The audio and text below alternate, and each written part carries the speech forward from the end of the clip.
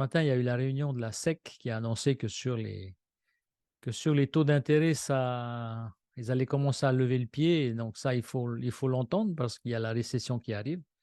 Donc à partir de là, la moindre des choses que peut faire la SEC, c'est ramener du cash dans l'économie après l'avoir enlevé.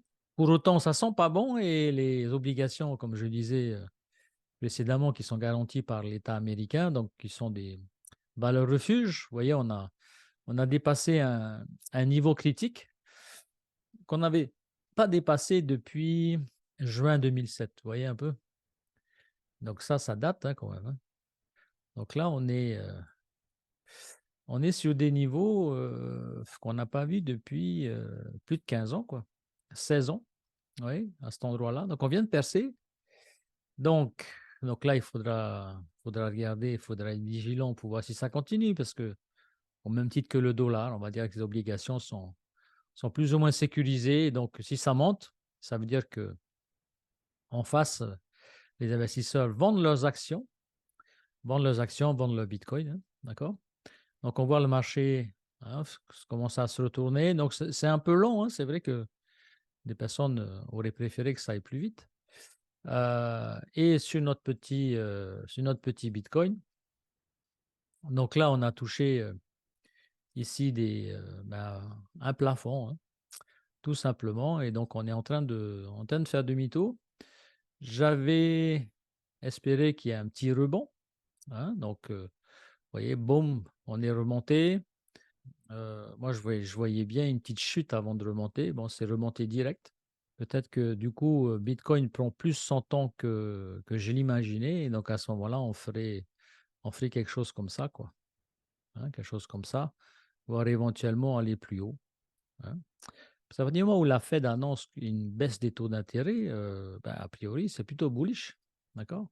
C'est plutôt bullish. Donc, peut-être ici, revisiter la zone ici avant le crash. Sur le dollar, comme vous le savez, quand vous vendez du Bitcoin, c'est en dollars. Du coup, le dollar, lui, il continue à monter. Il monte, il est dans une zone pareille une zone de résistance. Donc, voilà, on va, après une période calme, je pense qu'on va avoir beaucoup de volatilité là prochainement, et dans un sens comme dans l'autre. Hein.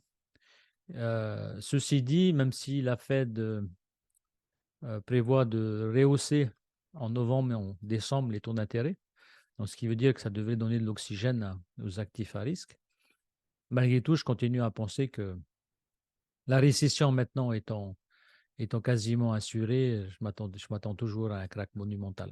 All right? Donc voilà, pour les traders, ça va être une période un peu fun. Pour les autres, il faut patienter, hein, continuer à développer ce que vous avez à faire si toutefois vous voulez entrer dans ce marché. Cardano, donc l'un des actifs les plus, pour moi, les plus importants, hein, d'accord? Avec la blockchain Cardano. Donc Cardano, lui, je l'attends plutôt aux alentours dans cette zone, aux alentours des 15.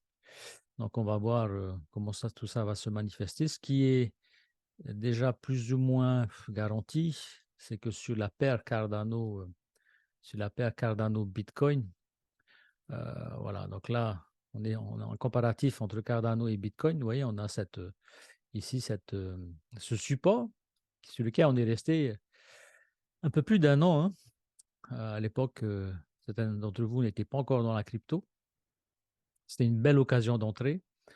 De plus en plus, avec les scores que réussit à totaliser la blockchain Cardano, que ce soit de la DeFi, également le nombre d'applications qui ont. Alors, du coup, moi, je l'attends dans la paire ici, voilà, à descendre aux 400 Satoshi ici, et donc après ensuite la remontée dans le nouveau bull run, quoi.